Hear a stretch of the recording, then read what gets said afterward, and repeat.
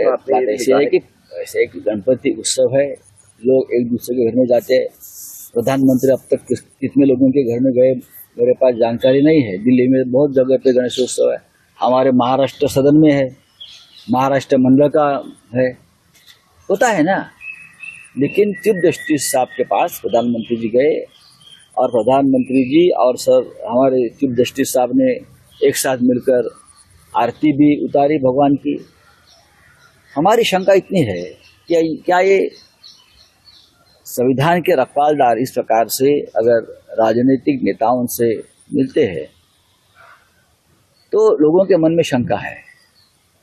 हमारी जो केस है महाराष्ट्र में, जो घटना बाह्य सरकार चल रही है और उसकी सुनवाई चंद्रचूड़ साहब के सामने चल रही है, तो हमें शंका है कि हमें न्याय मिलेगा। क्योंकि एक पार्टी है उसमें प्रधानमंत्री जी, जो हमारा मुकदमा चल रहा है उसमें पार्टी है केंद्र सरकार, और केंद्र सरकार के मुखिया सर न्यायाधीश के सामने साथ आते हैं, घर में बैठते हैं। तो सर न्यायाधीश चीफ जस्टिस ने इस केस से अपने आप को अलग करना चाहिए, नॉट बिफोर मी करना चाहिए। क्योंकि एक पार्टी है प्रधानमंत्री इस मुकदमे में, उनके साथ उनके रिश्ते खुलेआम दिख रहे हैं। ऐसे में क्या चंद्रचूड़ साहब हमें न्याय दे पाएंगे? 3 साल से तारीख पर तारीख हो रही है, एक गैर कानूनी सरकार चल रही है।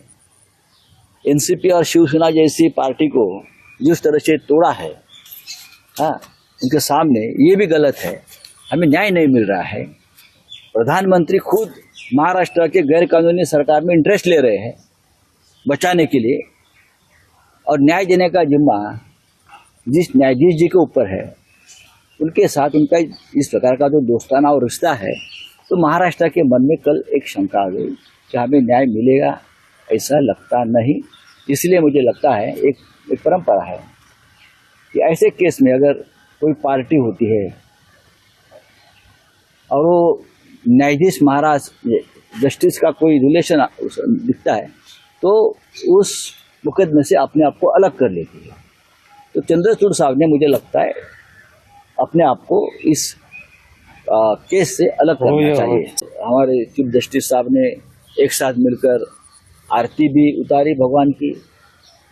हमारी शंका इतनी है कि क्या ये संविधान के रखवालदार इस प्रकार से अगर राजनीतिक नेताओं से मिलते हैं तो लोगों के मन में शंका है।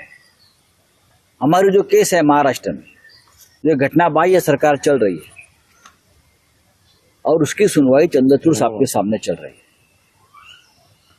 तो हमें शंका है कि हमें न्याय मिलेगा।